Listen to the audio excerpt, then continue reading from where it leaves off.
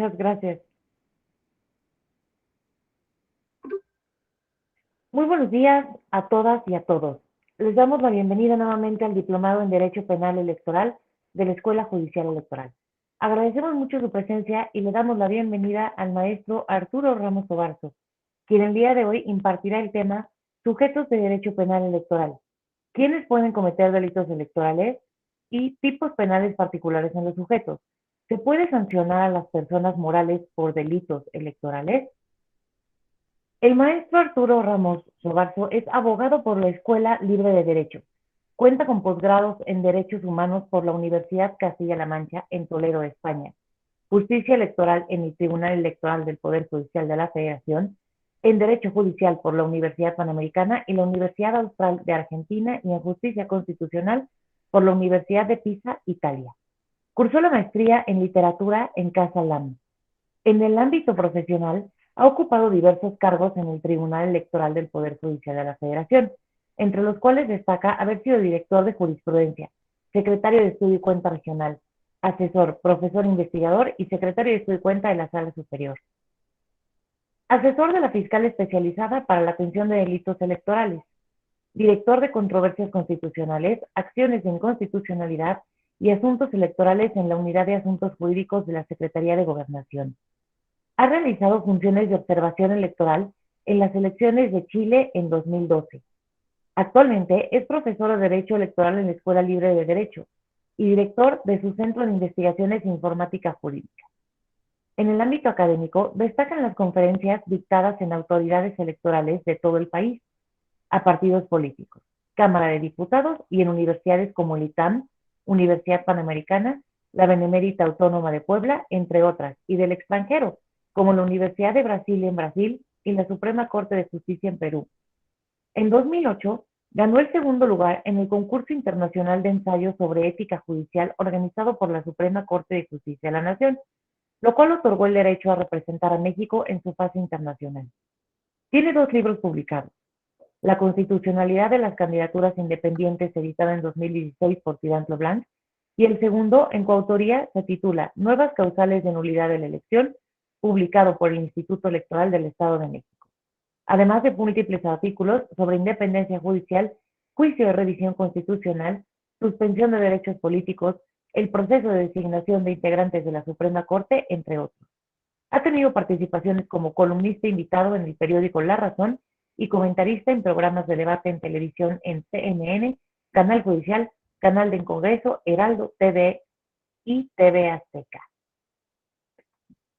Sin más, le cedo la palabra, por favor. Muchas gracias, Inés. Pues es un gusto poder compartir con ustedes. Disculpa ayer una serie de inconvenientes, pero bueno, ya estamos aquí ya también nos pondremos de acuerdo para reponer la clase de ayer. Y quisiera compartirles una presentación de PowerPoint, creo que es esta. Pantalla, una pestaña, a ver. Denme un segundo. O no sé si pueda enviarte la presentación, que me ayudan a compartirla. A ver, creo que ya estoy. En un segundo.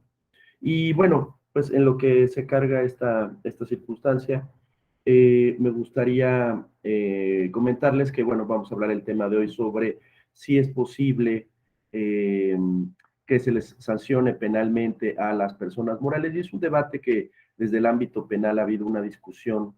Fíjense que no me está dejando.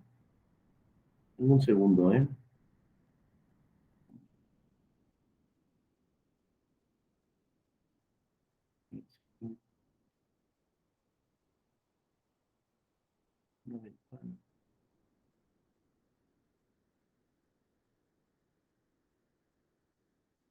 Aquí la tengo.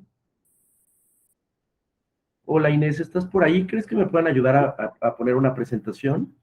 Claro que sí. Sí. Sí. No estoy pudiendo aquí. Ahorita pongo mi correo en el chat. Ah, perfecto. Perfecto. Sí. O si quieres, mira, me lo quieres dictar aquí y ya más fácil te envío. Es Inés Ajá, punto alcocer punto alcocer, ajá, @te te.gov.mx. punto mx. Sí, Ah, perfecto, ya te la envié. perfecto. Bueno, en lo que llega, pues vamos a empezar con esta introducción que ha sido un debate sobre si las personas morales pueden ser objeto de responsabilidad penal. Y había un principio jurídico que se tenía en cuenta en el sentido de que esto no era posible, que las personas morales pues solo podían ser, las personas físicas eran las únicas que podían ser penalmente responsables y en ese sentido se volvía un poco complicado, era un principio jurídico que así se establecía, pero evidentemente en el siglo, finales del siglo XX, en el siglo XXI se empezó a reflexionar que evidentemente las personas morales también podían cometer irregularidades de tipo penal y que por lo tanto había que establecerse. Y veremos una serie de teorías o de aproximaciones de cómo se ha instrumentado en diversos países para al final ver cómo está establecido en nuestra legislación. Ahorita, digamos, va a ser un panorama más bien genérico de las propuestas teóricas y las aproximaciones legislativas que han existido, para que en una segunda parte también ahondemos de cómo ha sido el tratamiento y la referencia de las personas morales en cuanto a esa responsabilidad. Se consideró también el hecho de que ahora puedan ser responsables penalmente en el sentido de que, miren, ya se está presentando aquí, eh, justamente la responsabilidad penal de la persona jurídica. Se decía que si finalmente eh, había posibilidades de existir una responsabilidad de tipo civil, de tipo administrativo, ¿por qué no pensar que también esto pudiera existir en el plano penal, ¿no? Como les decía, se tenía la idea de que esto era exclusivamente de las personas físicas, pero ha habido una evolución. Si quieres, le ponemos en modo presentación para verlo un poquito más grande, porfa, estimada Inés. Exacto. Bueno, entonces, esta es la presentación que hemos estado utilizando en otras ocasiones. Le damos a la siguiente. Y vean cómo aquí existía este principio jurídico. Hay un debate, déjenme hacer un pequeño paréntesis, sobre la utilización de latinazgos, por ejemplo, en las sentencias. Cada vez se recomienda menos porque esto no se hace asequible. Vaya, ya ni los abogados estudiamos latín, entonces, ¿por qué utilizar los latinazgos? Que esto hace que se aleje o se implique una incomprensión. Pero aquí un poco lo tomo porque es un principio jurídico que establecía esta regla primordial de que las personas jurídicas no podían ser sujetas de un proceso penal. Por ejemplo, está el principio societas delinquere non potest, que significa que la persona moral no debe ser objeto de responsabilidad moral. ¿Por qué? Porque al ser una ficción jurídica, al estar conformada de muchas otras personas y dado el carácter penal de las características de la responsabilidad penal, pues estas no pueden ser trascendentes. ¿Cómo hacer responsable una entelequia? Ni modo que metamos a la Coca-Cola a la cárcel o que establezcamos una pena de esa naturaleza, ¿no? Bueno, alguien dirá, pues no se le puede establecer una pena de prisión, pero sí se pueden establecer sanciones de otro tipo, como multas, en fin, y esto fue reflexionando, evolucionando, dado que muchos delitos, sobre todo los llamados delitos de cuello blanco, delitos corporativos, pues evidentemente tenían una repercusión importante en ese sentido.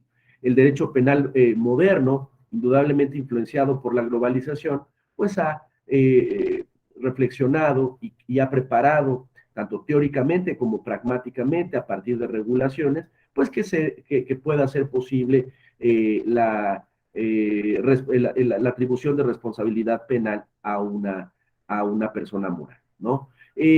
Veremos aquí que justamente intentar superar la noción tradicional de la culpabilidad de los ilícitos.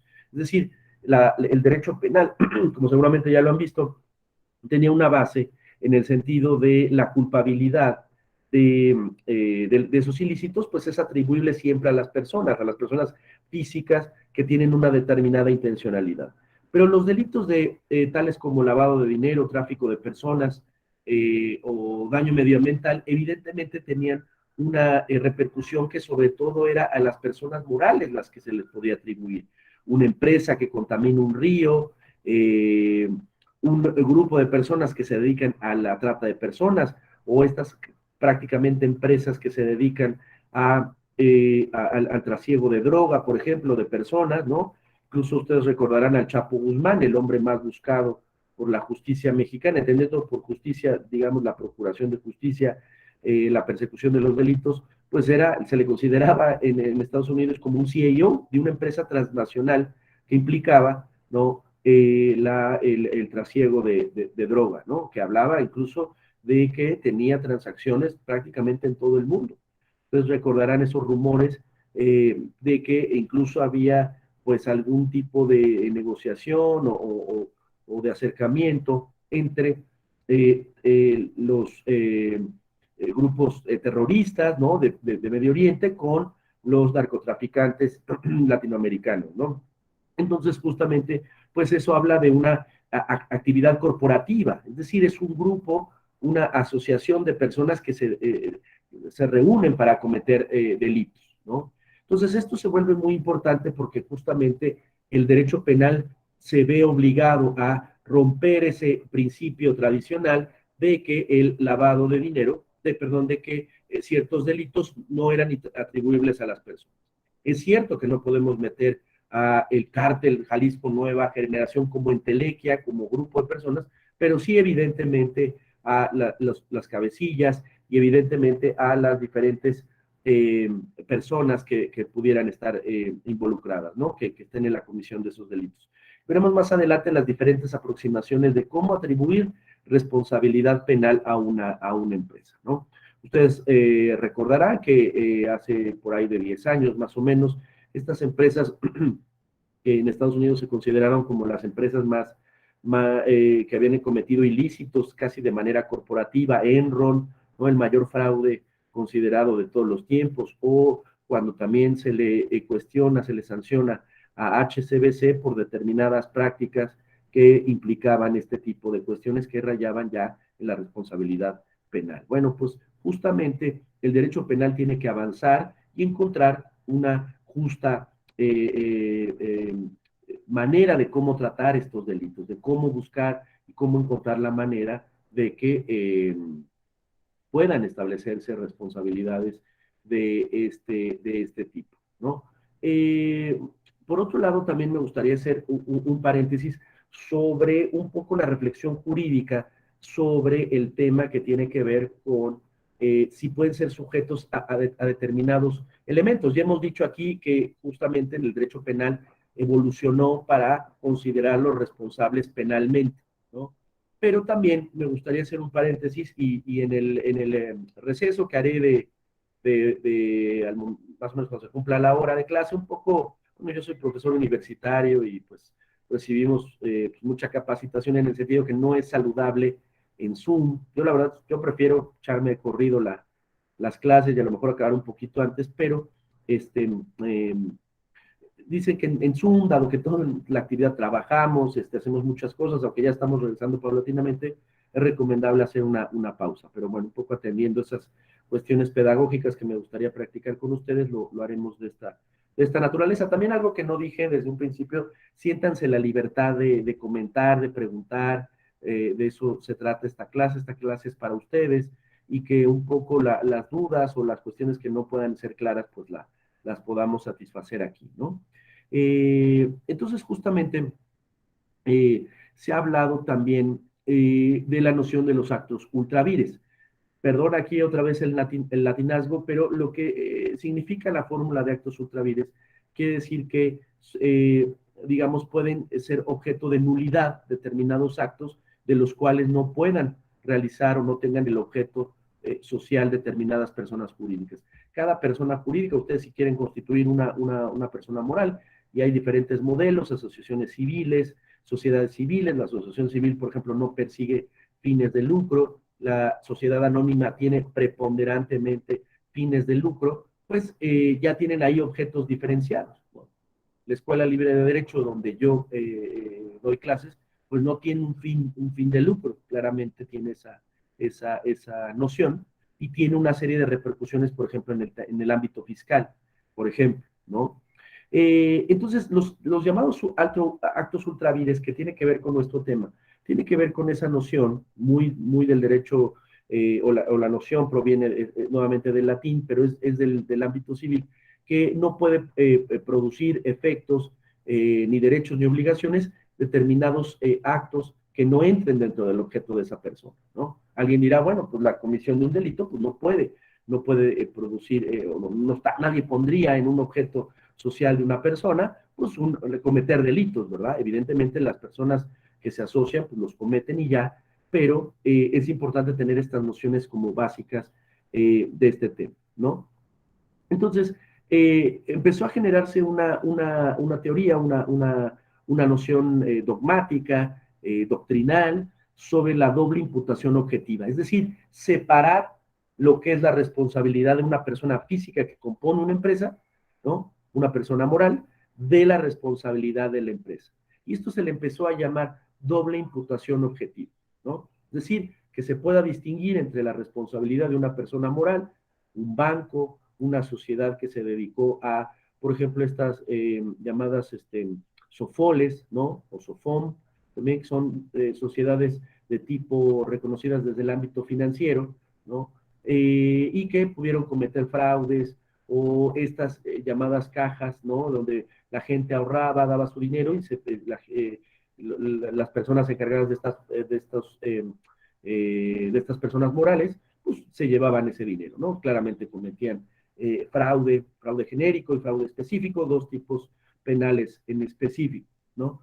Entonces, bueno, aquí lo interesante de esto es que empieza a distinguirse entre la responsabilidad de la persona física en relación a la persona moral. Entonces, un preámbulo, una serie de antecedentes, y también mencionarles que les voy a enviar en el receso una tesis de jurisprudencia que fue muy discutida, y que también ya hay un pronunciamiento de la Corte Interamericana sobre si las personas morales, por ejemplo, pudieran ser sujetas de derechos humanos, ¿no? Si bien no es el ámbito penal, es un poco, la raíz está la misma pregunta. ¿Una persona moral puede ser sujeto de derechos? La pregunta así de genérica es por supuesto que sí. Pero el tema aquí se va especificando, y es cuando se derivan aspectos de, por ejemplo, si puede ser objeto de responsabilidad penal, o si, por ejemplo, puede ser titular de derechos humanos, ¿no? Con todas las consecuencias que ello tiene. La Suprema Corte, en un caso, pues que en su momento fue polémico, un caso promovido por Telcel, que es América Móvil, ¿no? Determina que sí, que las personas morales pueden ser sujetas de derechos humanos, ¿no? Evidentemente, o acotando todos aquellos derechos que sean sujetos propios de su naturaleza colectiva, grupal, ¿no? Como persona jurídica, como ficción jurídica, ¿no? Que se distingue de las personas físicas que lo componen. Eso dijo la Suprema Corte de nuestro país.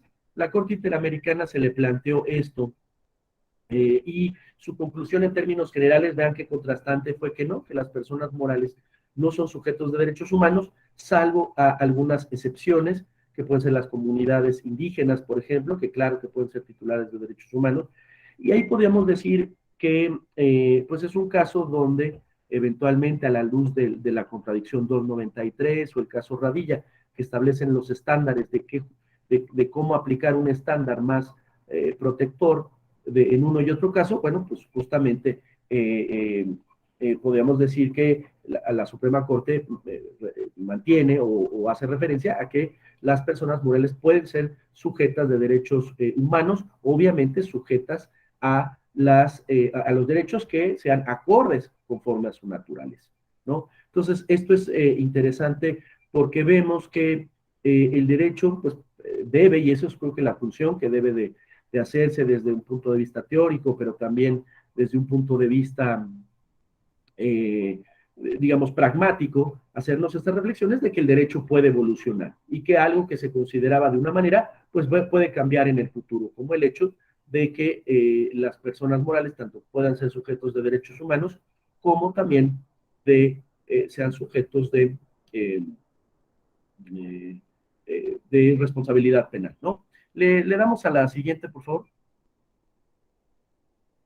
Entonces, bueno, tanto la doctrina, yo diría que esto no solo es producto, digamos, de los autores, sino también de las diferentes aproximaciones que los países han hecho de cómo encontrar la responsabilidad penal de las personas morales.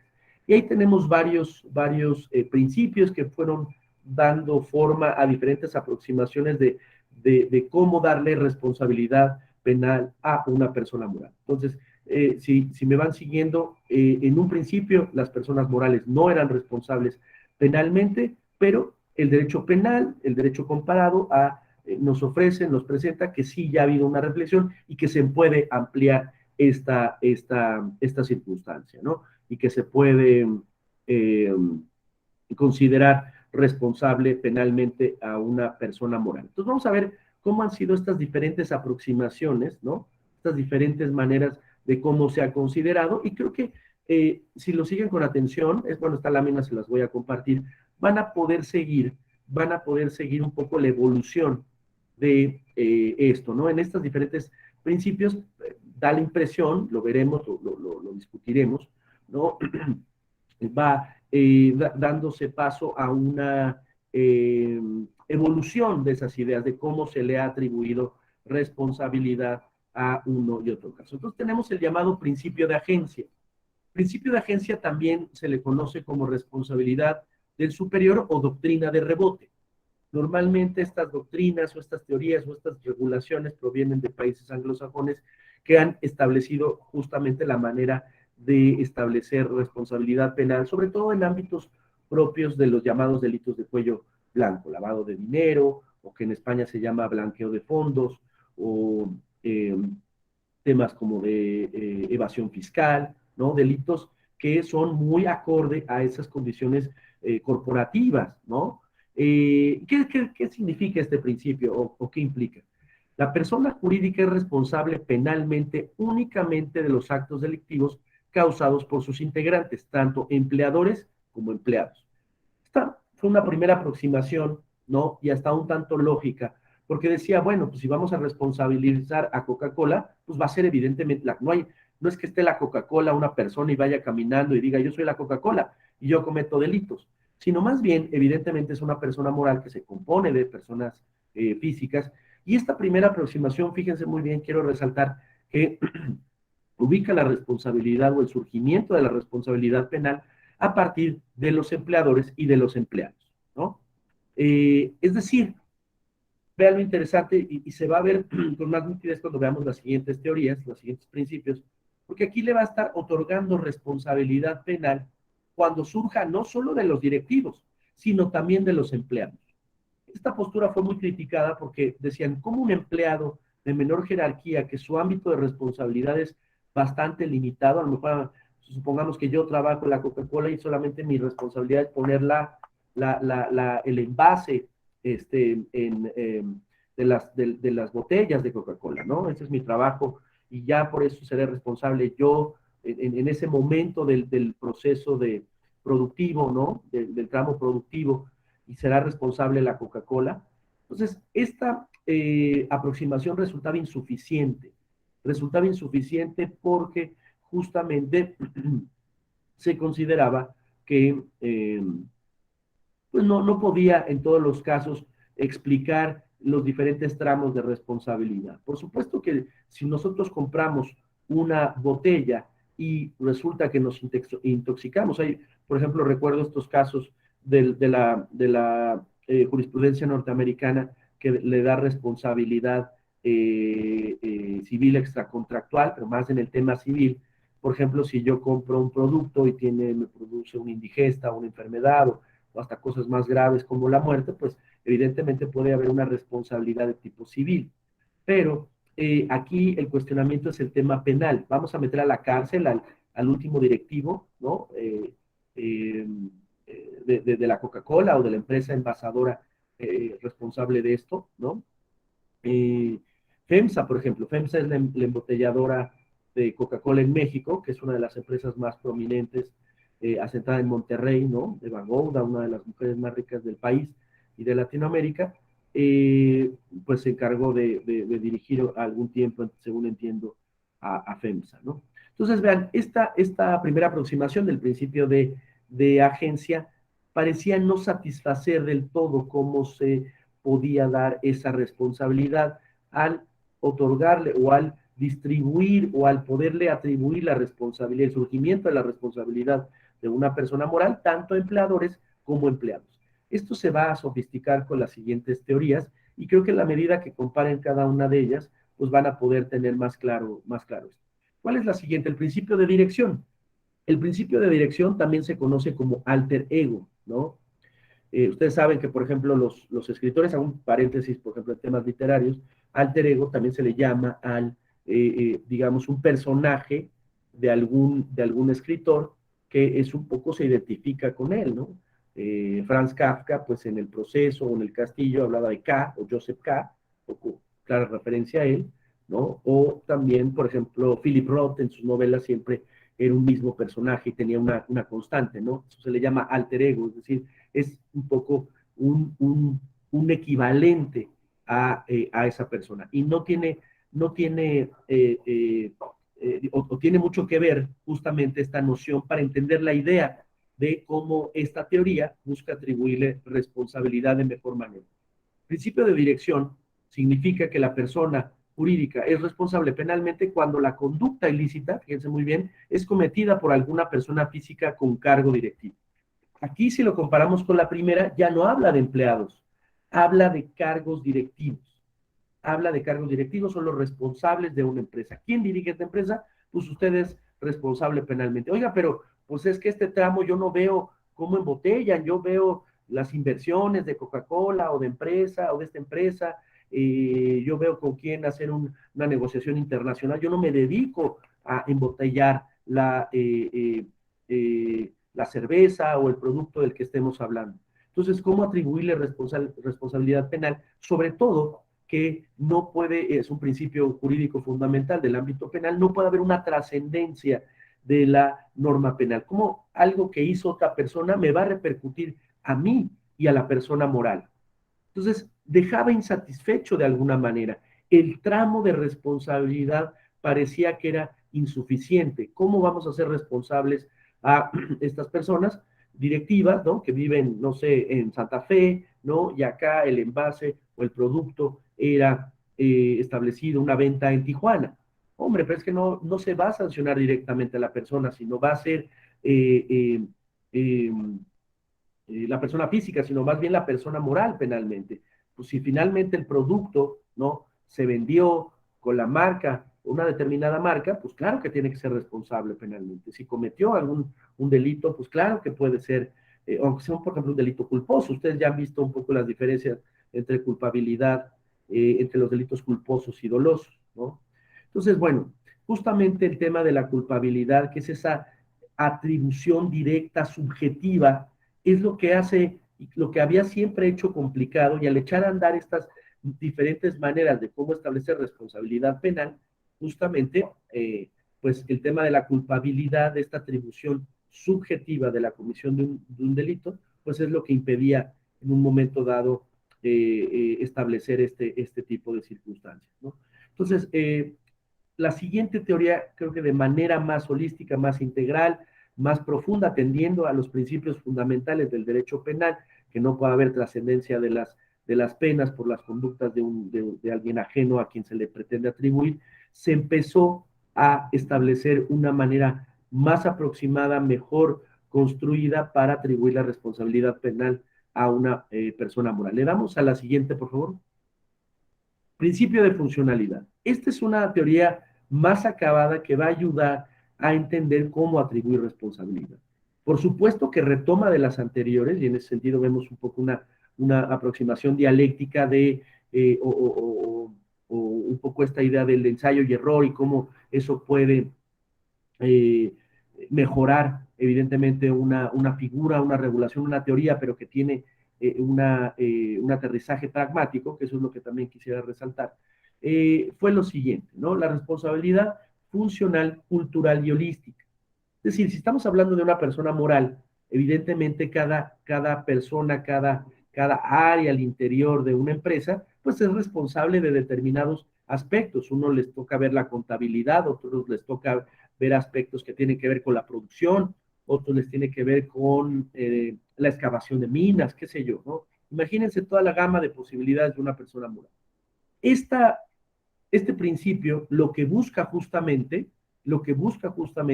es, dependiendo de dónde y cómo surja ese delito, se va a atribuir la responsabilidad y va a establecer con mayor claridad tramos de responsabilidad.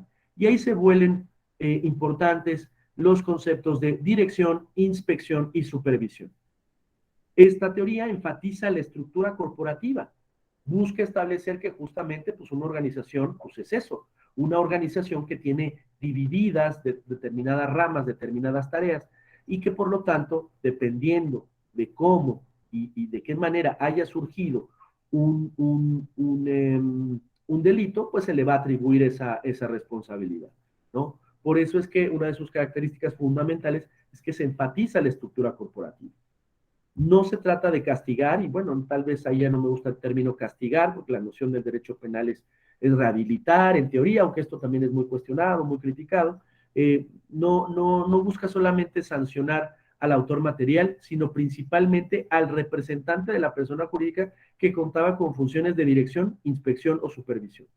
Y en ese sentido, quiero destacar un caso que seguramente vieron, cuando lo empezamos a ver fue espantoso, fue algo horrible.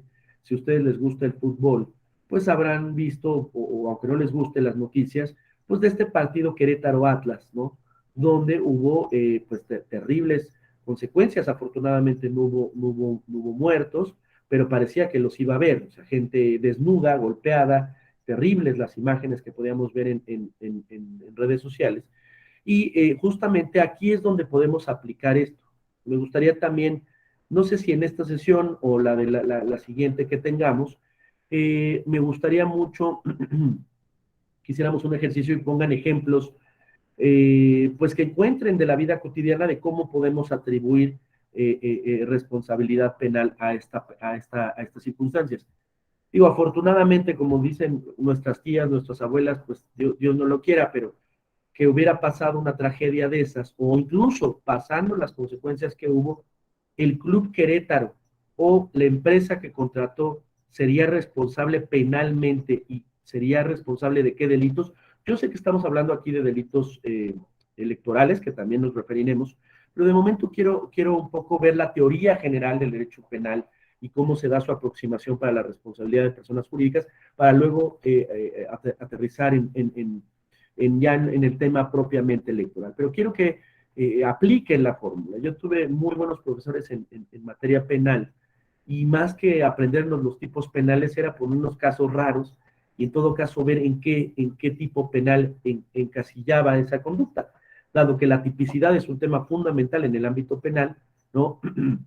La tipicidad pues tiene que ajustarse a la conducta, el hecho señalado como ilícito penal, pues tiene que adecuarse exactamente a la conducta señalada en el tipo penal. Eso se le llama la tipicidad. De no actualizarse tal cual tajantemente la conducta en ese tipo penal, pues no se cometerá ese delito. Entonces, bueno, ese es un poco esa aproximación. ¿Qué tipo de responsabilidad? Y si bien, por supuesto, no fue una responsabilidad penal propiamente dicho, de alguna manera vemos que en la decisión de la Federación Mexicana de Fútbol, la sanción que le impone al Club Querétaro, ¿no? Tiene que ver un poco con esto. Creo que también un experto, tanto en temas deportivos como organizacionales deportivos, como de tipo penal, que repito, no era la fórmula, pero nos ayuda a ejercitar estos conceptos, pues podría encontrar que justamente, pues se atribuyen determinados tramos de responsabilidad.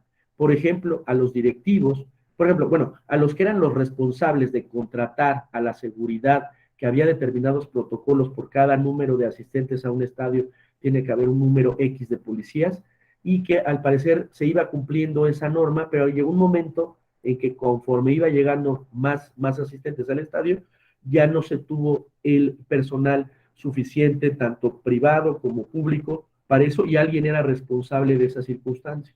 Entonces, justamente ese tema lo que implica es que, lo que implica es que justamente, pues ahí se da un tramo de responsabilidad. Y ahí vean cómo surge el concepto de inspección y supervisión. En todo caso, será responsable penalmente aquel que estaba a su cargo tener el número de policías encargados responsablemente para atender el número de asistentes. Entonces ahí vemos cómo el concepto de inspección y supervisión tomó importancia, no para efectos penales, pero sí para un efecto de tipo administrativo interno, privado, porque la Federación Mexicana al final del día es una agrupación de privados que pues tienen eso, ¿no? El fútbol mexicano. Pero de alguna manera, si uno un poco analiza esa decisión, toma estos conceptos que finalmente participan de ello. Hay una mano levantada, por supuesto. Adelante, Francisco. Buenos días, mi nombre es Liceo Francisco Ibarra, Ministerio Público de Fiscalía Electoral de Tamaulipas.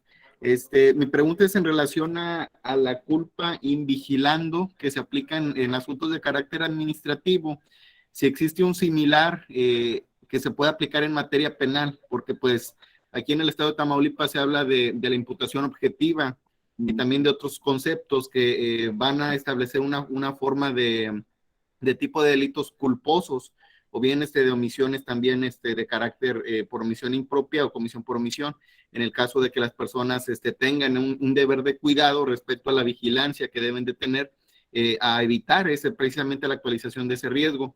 Entonces sí quisiera que abundara un poco en el tema y si existe en concreto un similar a esa culpa en vigilando tratándose de materia penal. Sí, muy interesante, muy buena pregunta. Vamos a verlo con los tipos penales que existen. Hay una regulación muy escueta en el Código Penal Federal que lo veremos. Me da la impresión que no. Yo pensaría que no hay un equivalente, aunque hay una variante de fraude que me gustaría, desde el punto de vista del Código Penal Federal, que me gustaría que viéramos más adelante. Lo vamos a ver en esta sesión, bueno, en la siguiente hora, y ahí podemos verlo. Pero sí, abundando un poco en la culpa invigilando, efectivamente, se da en el ámbito administrativo, también va a ser parte de lo que estudiemos, y es esta llamada responsabilidad civil indirecta. Proviene, digamos, tiene una raíz incluso de derecho romano, ¿no? En el sentido de que, pues, es actuar como un buen padre de familias.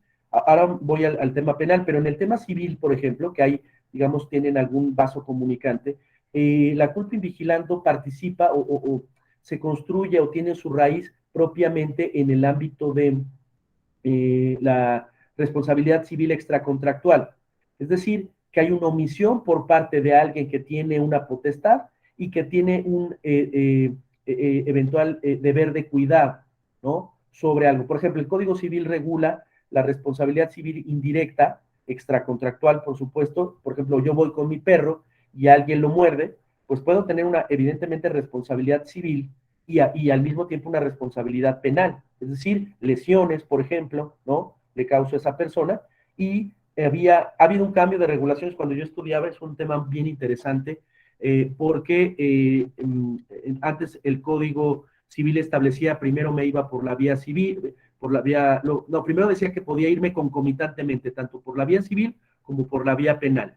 Después cambió la regulación y era agotarle el tema penal, que era el más grave, y si no se satisfacía, ir por la vía civil. Entonces, me parece que sí hay elementos, dependiendo del tipo penal del que hablemos, que sí puede haber esta, como muy bien dices, Francisco, el tema de una comisión por omisión, es decir, se comete un delito, ¿no? Por dejar de hacer, es decir, no tuve el deber de cuidado, yo era el responsable de ese perro, y al causar una lesión, pues hay una responsabilidad de tipo penal. Es muy interesante la teoría de la imputación objetiva, porque es una larga cantidad de libros que justamente lo que buscan establecer con la imputación objetiva es la causalidad de la comisión, del autor de la comisión del delito, ya sea doloso o culposo, con la consecuencia del hecho ilícito como tal. Y la imputación objetiva es una teoría más o menos contemporánea donde busca establecer sobre todo el nexo causal. Esto tal vez abundemos la siguiente sesión un poco con algunos autores, digamos, no tan fáciles de establecer, pero ponen ejemplos de este tipo en el tema de la imputación objetiva, donde sí creo que puede haber, dependiendo del tipo penal, ¿no? Algún tipo de responsabilidad. Por ejemplo, soy un adolescente muy bromista, ¿no? Y me gusta asustar cuando alguien llega a la casa y causarles un susto, ¿no? Prende la luz y les grito, ¿no? Bueno, a lo mejor una persona con una afección cardíaca, ¿no? Pues le puedo causar un paro cardíaco, ¿no? Alguien entra en su casa, con los temas de inseguridad que lamentablemente vivimos en el país, y al prender la luz está este adolescente y lo acecha, ¿no? O trae una máscara, ¿no? Imagínense la purga o una capucha, le brinca una broma, empieza a reírse, pero la persona fallece. La teoría de la imputación objetiva, que tiene que ver con la culpa invigilando, eventualmente puede establecerse en el tipo penal quién fue el causante de la muerte. Evidentemente hay que hacer peritajes, a lo mejor una persona sin esa afección cardíaca, pues tal vez no hubiera fallecido y tal vez no se hubiera establecido esa circunstancia. Sí, si quieres, participa oralmente, Francisco, adelante. Sí, en relación a lo que comenta, en la doctrina penal muchas veces se le llama el nexo de causalidad, ese vínculo que existe entre el resultado, que se protege por la norma penal, y la conducta que despliega el activo. Otro de los términos que se usa en algunas ocasiones es el nexo normativo o nexo de atribuibilidad, tratándose específicamente de estos delitos que se cometen por culpa o bien de aquellos que se cometen por omisión. Entonces sí cambia un poco el nombre de esa causalidad, pero al final de cuentas es ligar la conducta al resultado, ¿eh? Resultado. Pero aquí lo interesante, que sería interesante hacer una exposición, y qué buena, muy oportuna tu pregunta, Francisco, la verdad. A mí me parece que sería muy bueno porque también hay diferentes aproximaciones. Hay teóricos, y que esto a su vez se retoma en las legislaciones. Si es más un delito de resultado o un delito de puesta en peligro. Por ejemplo, dentro de la teoría de la imputación objetiva hay también las llamadas aproximaciones o teorías del riesgo creado. Por ejemplo, alguien que es boxeador, el Canelo Álvarez. Pues evidentemente el Canelo Álvarez se pone en riesgo cada vez que pelea, porque pues, no son golpes de un niño de 2 años, son golpes de peso welter, que bueno, imagínense recibir cualquiera de nosotros un golpe de esos, pues bueno, nos manda la lona a las primeras de cambio. Entonces, la teoría del riesgo creado lo que hace es establecer, bueno, alguien que se somete a esa circunstancia, bueno, hace poco pasó una boxeadora, me parece en Canadá, ¿no? Se subió al ring, ¿no? Y lamentablemente fallece. Me parece que fue una boxeadora mujer. No recuerdo si fue la mexicana o la canadiense, pero creo que fue la mexicana. Y es un poco este tema. Hay un delito, la boxeadora que golpea y manda la lona y le provoca la muerte posteriormente, se le puede señalar de homicidio calificado. Pues alguien diría, no, porque justamente la teoría del riesgo creado es que esos boxeadores asumen ese riesgo. Ah, no, bueno, pero entonces es el referee, el responsable por no parar a tiempo la pelea. Y volvemos un poco al tema, no bajo la idea de persona moral, pero sí de supervisión o de inspección. ¿Quién le tocaba? Hay un comité también ahí que revisa, que está viendo la pelea y que puede detener la pelea, ¿no? Es responsable el manager que aventando la toalla termina la batalla. Por eso muchas veces se prefiere terminar las peleas. Esto del riesgo creado surge mucho en este tipo de deportes de contacto, ¿no? Box, en la lucha libre, recordarán, ya no recuerdo bueno, el Perro Aguayo, no sé si fallece justamente, no recuerdo qué boxeador fallece en pelea, ¿no? Que fue algo tremendamente duro, y bajo esta teoría del riesgo creado, pues no podría hacerse. O a lo mejor alguien hace el torniquete, ¿no? Esta práctica de que es tomar con una persona y ponerle boca abajo y brincar y caerle con todo su peso, está prohibido en la lucha libre. Si alguien lo comete, pues ya comete homicidio, bueno, dirían, oye, es que esa regla, está prohibida, ese ámbito. Esto es muy buena pregunta porque nos sirve para preparar para lo siguiente. Sí, César. Sí, maestro. Respecto al tema que marca de lucha libre, ahí también se cuestionó el actuar o los protocolos que tenía la arena de lucha libre, porque ahí lo que dicen es que después del impacto que recibió el hijo del perro aguayo, El hijo del él perro. se quedó tirado, pero de ahí en fuera, la arena no sabía qué hacer, porque tuvieron que improvisar una camilla como de madera para intentar trasladarlo al hospital. Entonces ahí que también, qué tanta responsabilidad tuvo el Consejo Mundial de Lucha Libre, la arena, porque literal decían que no saben atender este tipo de traumatismos. Exactamente. Y aquí quiero volver a nuestro tema, que es el de la persona moral. Por ejemplo, la AAA, bueno, ya no sé si exista la AAA, porque ya ven que hay dos, este, eh, será responsable penalmente de esa muerte. Eh, ¿Qué tipo de responsabilidad? Bueno, justo el principio de funcionalidad, lo que nos va a decir es que le va a atribuir responsabilidad para, ya veremos el tipo de sanciones que hay para las personas morales, que va desde la disolución hasta sanciones, multas económicas, pero que puede ser la disolución es prácticamente la pena de muerte de una persona moral, que desaparezca. Eh, eh, eh, pero justamente aquí lo que nos sirven son estos conceptos de dirección, inspección y supervisión. Hacen un fuerte hincapié en la prevención del delito y en la medida que no se prevea un delito, ¿no? En la medida que no se prevea un delito, pues eh, justamente ahí es donde puede surgir esa responsabilidad de tipo penal a la persona. Como bien dice César, si no se tienen los protocolos, si no se tienen médicos, si no se tiene una ambulancia, si no se sabe qué hacer cuando alguien está convulsionando, el fútbol ha hecho una fuerte práctica, sobre todo en Inglaterra, en la Liga Premier, porque cuando hay un choque de cabezas, mucho lo que le pasó a nuestro jugador Raúl Jiménez, que ya bien se descalabró, quedó fuera 8 meses, 8 meses fuera de las canchas, porque las conmociones cerebrales pues tienen una afectación importante y justamente hay cosas que tienen que ver en ese sentido. Entonces, los protocolos de actuación, y ahí es cuando una noción que seguramente han escuchado, el compliance, hace un fuerte hincapié en las personas morales para prevenir delitos, justo porque el principio de funcionalidad como manera de atribuir responsabilidad penal a una persona moral ha cobrado relevancia. Efectivamente, puede ser responsable penalmente, incluso la AAA o no me acuerdo la otra empresa de lucha libre, incluso pueden llegar a disolverse esas empresas, ¿no? Como personas jurídicas, dado pues la actuación de muertes. Imagínense que pasaran más de una muerte de ese tipo de cosas y que no cambiaran los protocolos, que no tuvieran médicos en ese momento para atender esa situación. Vean aquí cómo se actualiza, en este caso, el principio de funcionalidad, cuando directores, administradores y representantes de su debido manejo no actúan de conformidad a sus funciones para prevenir. Vean lo que les digo, aquí la función sobre todo destaca es la de la prevención y evitar conductas no apegadas al objeto social o a la norma aplicable, ¿no?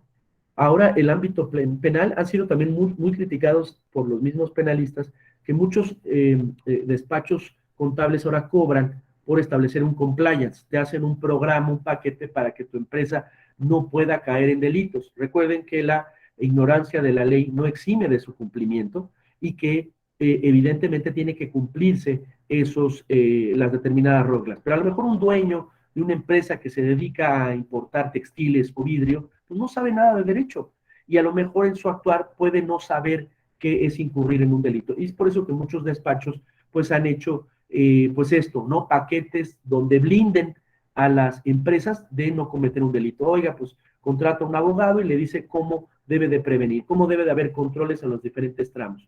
Se supone que el abogado que hace este tipo de oferta de servicios, pues le permite prevenir problemas desde tipo fiscal, desde tipo contable. Ustedes saben que en materia penal hay una serie de tipo de responsabilidades y de pruebas periciales de contabilidad. Muchas veces los delitos de fraude pueden cometerse por un mal manejo de contabilidad. Entonces, lo que buscan justamente, y vuelvo a nuestro tema fundamental, es que el principio de funcionalidad busca establecer tramos de responsabilidad, a quién le correspondía ser es decir, hay supervisores por cada uno de los productos, Ustedes, si se fijan, pongan atención en cualquier producto que compren. Ahora es muy identificable el lote, la fecha de caducidad, ¿no? Porque además de haber responsabilidad de tipo civil, ¿no? Alguien puede demandar, me produjo ronchas, o me produjo una enfermedad, un producto que compré, pero también si son lesiones o produzca lamentablemente una enfermedad, pues evidentemente puede haber ahí un tramo de responsabilidad de ese tipo. Imagínense algo que hemos sufrido todos, ¿no? El tema del COVID. Si bien no está del todo demostrado dónde pudo haber surgido, pues hay aproximaciones o hay investigaciones que dicen que fue en un mercado en Wuhan, ¿no? Donde pues esta falta de higiene y la combinación de saliva, de murciélagos en alimentos, pudo haber brincado un virus de un órgano animal a uno humano, ¿no? Entonces, bueno, pues ahí evidentemente pues tiene que haber tramos de responsabilidad de supervisión de esos productos. Hay empresas donde, pues, tengo amigos conocidos que pues, han trabajado en empresas grandes, en Pilgrims, Pride, eh, donde justamente pues, hay un supervisor de calidad de los productos justamente para evitar estos tramos de responsabilidad. Pero volviendo a nuestro tema, lo interesante, y creo que me parece que es una teoría que es muy utilizada, ¿no? Y que esto a su vez se traduce en regulaciones y en prácticas de las empresas, ¿no? Los penalistas, también criticados por otras materias y por los propios penalistas que se inventaron un nicho de negocio. Hay penalistas que dicen, bueno, pues no hay mente humana que pueda prever todos los posibles actos o efectos de responsabilidad. Oye, es que no puso un barandal al principio de las escaleras, una persona que se resbaló y se rompió la pierna. Pues claro que hay responsabilidad penal de la empresa y una indemnización, ¿no? Muchos de ese tipo de prácticas de prevención, pues vienen derivadas de hechos, ¿no? De casos. Ustedes, si compran un Starbucks, pueden ver ahí una leyenda de que este producto está caliente. Si no aparecían, sobre todo en Estados Unidos, si no ponían esa leyenda de aviso, de advertencia, de que, oye, pues si no te fijas que está eso hirviendo, pues te puedes quemar, pues sería responsable McDonald's o Starbucks, ¿no? El no poner esa leyenda. Si ya la pone, pues es un poco deslindar de responsabilidad y en todo caso se revierte la responsabilidad de alguna consecuencia, ¿no? Del resultado, como bien decía Francisco, pues justamente ese tipo de circunstancias. Entonces, lo que quiero un poco aquí es este ejercicio, si se fijan, de un constante teórico-práctico. Cuando se exponga una teoría, pongamos la prueba, porque sobre todo las teorías de tipo penal siempre tienen o están a la luz del pragmatismo, que esa teoría en realidad nos funcione a resolver el tema que queremos resolver. En este caso, es un tema que tiene que ver con la responsabilidad de una persona moral, ¿no? Es muy importante, y vuelvo también a la pregunta de Francisco sobre la culpa invigilando, me parece que esa es una manera en que eventualmente, ¿no? La comisión por omisión, es decir, se comete un delito por un dejar de hacer, ¿no? Esa es la comisión por omisión. Dejé de hacer algo y eso produjo la muerte. Un poco el caso que fue un caso de toda esta semana en la Suprema Corte, sobre el caso de Gers Manero, que se le atribuía un poco esta muerte de su hermano por la falta de debido cuidado por parte de Alejandra Cuevas, ¿no? Ese es o se le señaló, al final la Corte resuelve lo que todos conocemos, un amparo lisillano que otorgó la libertad, porque no estaba esta figura de responsable auxiliar, ¿no? Y que por lo tanto no podía atribuirse esa responsabilidad, y que por lo tanto también se llamaba si había un tema discriminatorio, de estereotipo, que las mujeres pues, solo deben dedicarse al cuidado, ¿no? La Suprema Corte al final encuentra una serie de violaciones al debido proceso y otorga este amparo lisillano. E incluso no se acredita del todo, si bien la decisión de la Corte se circunscribe a un tema estrictamente de constitucionalidad, pues sí toma en cuenta estos aspectos del ámbito penal que trascienden al tema constitucional. Pero vean cómo se vuelve importante este tema del resultado y el nexo de causalidad que lo produce para atribuir esa responsabilidad. Aquí claramente vemos la teoría de la imputación objetiva, que es lo que le preocupa desde la dogmática penal, que se le llama a la teoría penal, de cómo atribuir esa responsabilidad a la persona moral. Vean cómo a mí me parece que es una doctrina que, repito, se traduce en prácticas y en regulación, una fórmula más acabada. Trata de darle responsabilidad a cada quien en los tramos que le corresponden. En esta decisión, volviendo al caso del Atlas Querétaro, que fue pues una tragedia que al final afortunadamente no terminan en muertes, de alguna manera retoman esto. Por ejemplo, los directivos, entre ellos Adolfo Ríos, un exportero de la selección, del Veracruz, del América, que era dirigente, un importante dirigente del Club Querétaro, por ejemplo, lo sancionan con quitarlos del cargo e inhabilitarlos 5 años, ¿no? Hay quien dice que, bueno, hay videos que donde baja, incluso ayudar gente, metió gente a los vestidores y demás, y tal vez una investigación, una impugnación de eso, si lo hubiere, pues podría demostrarse ese tramo de responsabilidad. Pero dicen, era su tramo de responsabilidad como directivo, fíjense muy bien, como directivo, haber tenido una supervisión y un cuidado de quién era el responsable de la seguridad del estadio, ¿no? Y eso me parece que fue, pues, de alguna manera retoman, a mí me quedan algunas dudas de esa decisión de la Femex-Food, que no es, por supuesto, una decisión del ámbito penal, es más bien del ámbito privado, pero que se retoman como tal. Tiene que ver porque al final hubo delitos que se cometieron, delitos de lesiones, ¿no? Es decir, aquellas lesiones que tardan más de 15 días en curarse, pues evidentemente una persona casi pierde el ojo, no sé si ya o si lo perdió al final, pero vean cómo justamente hay un tema de tramos de responsabilidad que se dividen entre la dirección, la inspección y la supervisión. Por cada paso de un tramo, de un proceso productivo, de un proceso, de un servicio, tiene que haber una supervisión. Por eso es que cuando compramos un servicio, las encuestas dicen, oye, ¿te gustó esto? ¿Te gustó? ¿No te gustó? Pues se vuelven importantes porque es una manera de medir este tipo. ¿Quién era el responsable? O el tema de la guardería ABC, ¿no? ¿Quién era el responsable de este tipo de prestación de servicios? Y en esa medida se vuelve importante esto. Dice, también se convierte en coadyuvante del Estado en la inhibición de los delitos corporativos. Justamente se busca que sea la propia empresa que busque prevenir el delito. En el ámbito penal es muy importante el tema de la prevención, incluso más que el combate mismo. Sí, Mirna, adelante. Hola, buenos días. Buenos días. Bueno, en el caso aquí de lo que ocurrió en el estadio Querétaro, a mí me queda una duda.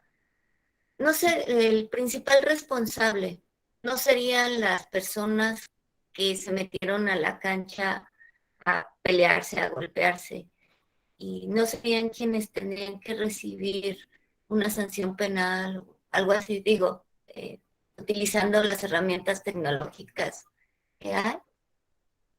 Sí, muchas gracias por tu pregunta. Mira, no, por supuesto. O sea, dado aquí, como nuestro tema es cómo atribuirle responsabilidad penal a una persona jurídica, por eso utilizamos este ejemplo que fue tan simbólico, tan visible, ¿no? En la sociedad mexicana. Pero esto no quiere decir que no haya responsabilidad penal individual, claro. Por supuesto, de hecho ya hay procesos penales en contra de, pues por ahí, ya no me acuerdo el número, pero se hablaba de unos 20 sujetos, luego 2 salieron porque demostraron que no estaban en ese lugar, pero evidentemente eso no exime que hay una responsabilidad personal de cada uno de estos rufianes que entraron a golpear gente nada más porque traían otra playera, ¿no? No, evidentemente esto no exime de ello. No nos metemos tanto en ese tema porque nuestro tema principal es cómo atribuir responsabilidad penal a una colectividad, ¿no? Y en ese sentido, pues es ahí donde surge este tema y de cómo podemos encontrar. Pero vean, lo que quiero resaltar de esto es el llamado responsabilidad funcional, cultural y holística.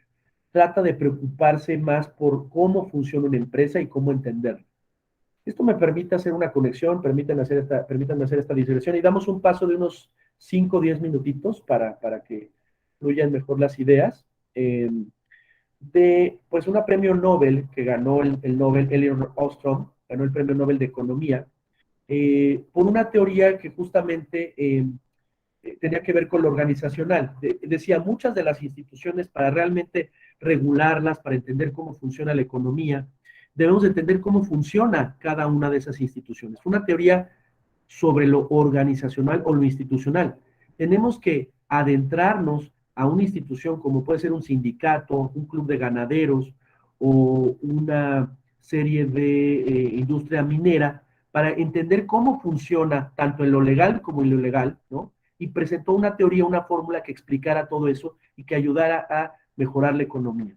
A mí me parece que esto ayuda mucho justamente porque al final trata de atender a lo organizacional, a entender cómo funciona una empresa y quién es el responsable de cada cosa.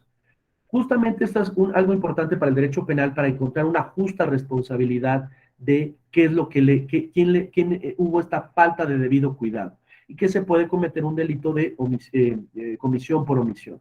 Pues yo ese día no me paré temprano a supervisar una serie de productos y esos productos tuvieron una cuestión de falta de higiene y produjeron la muerte de muchas personas.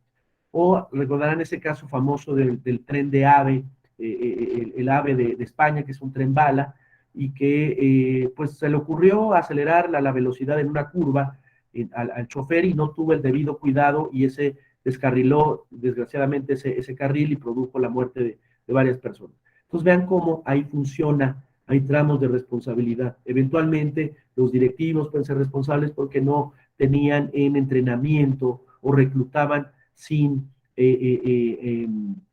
la debida capacitación a quienes tenían el cargo de piloto. O, por ejemplo, los policías que se contrataban, eso también se supo en el caso del Querétaro y el Atlas, se contrataban a personas pues, de escasos recursos que decían, oye, vente un día a cuidar, solo tienes que ser policía, te pagamos el día tanto y tal cosa. ¿Cuándo? Pues debe haber protocolos que estén preparados que hacer en un caso de una tragedia, ¿no? Veíamos en las imágenes cómo policías estaban hablando por teléfono mientras estaba pasando un montón de desgracias, ¿no? Evidentemente alguien no preparado no sabría afrontar una situación y ahí hay una responsabilidad de alguien, del policía, por supuesto, pero tal vez hay algo más. Y en la escala estructural corporativa, pues hay un tema de responsabilidad. Bueno, miren, son las 9:03, les propongo un receso de 10 minutos para estar en óptimas condiciones y no se me aburren, es viernes, se viene el sorteo, entonces para estar en tiempo, 10 minutitos, tómense un café y regresamos a las 9:13 en punto, si les parece, ¿no? Bueno, gracias.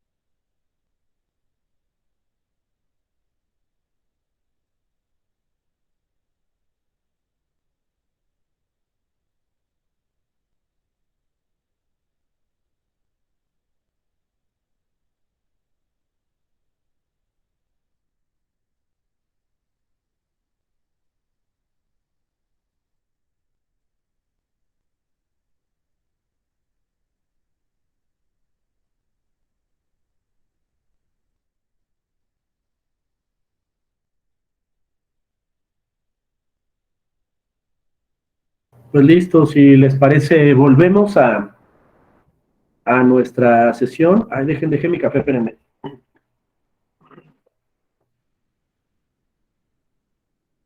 Es que con café es mejor la vida, ¿no? Bueno, ¿le podemos dar a la siguiente, por favor? Principio de identidad. Como su nombre lo indica, es una fórmula que busca identificar a las personas físicas que componen a la persona moral con la persona jurídica. Hay una equiparación prácticamente inexorable por la que se le puede atribuir responsabilidad. Ejemplos hay varios para utilizar el método de Nueva York, por ejemplo, ¿no? Se acusa a la empresa de homicidio por la muerte de 6 trabajadores debido a un incendio por permitir cantidades superiores de la dinamita permitida, por ejemplo, ¿no? O los llamados corporate complaints. En Estados Unidos evolucionó el sistema que premia la prevención de delitos corporativos y de colaboración con las personas jurídicas para procesar a las personas físicas culpables, ¿no? Incluso esto lo tenemos en la legislación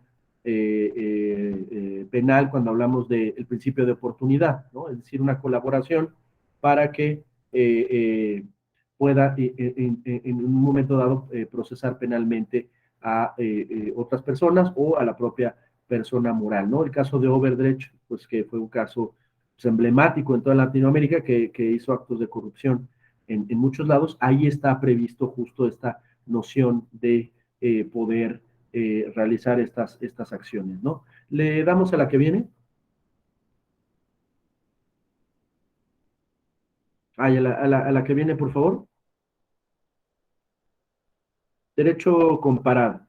Bueno, en el derecho comparado se establece justamente que es un poco estas nociones, ya es la practicidad de esto, ¿no? Si quien comete es un administrador, pues se le puede atribuir responsabilidad a esa persona siempre y cuando haya sido por cuenta a nombre de la misma y que haya generado un beneficio a dicha empresa. Ahí vemos nuevamente el nexo causal. Quien lo comete, un administrador, es un ejecutante de un delito, ¿no? Piénsese, por ejemplo, delitos de tipo fiscal, evadir impuestos, el contador. Hoy en día ha cobrado una enorme importancia las pruebas periciales contables, ¿no? Las pruebas periciales contables justamente lo que buscan es establecer una manera de precisamente establecer estas sanciones, ¿no?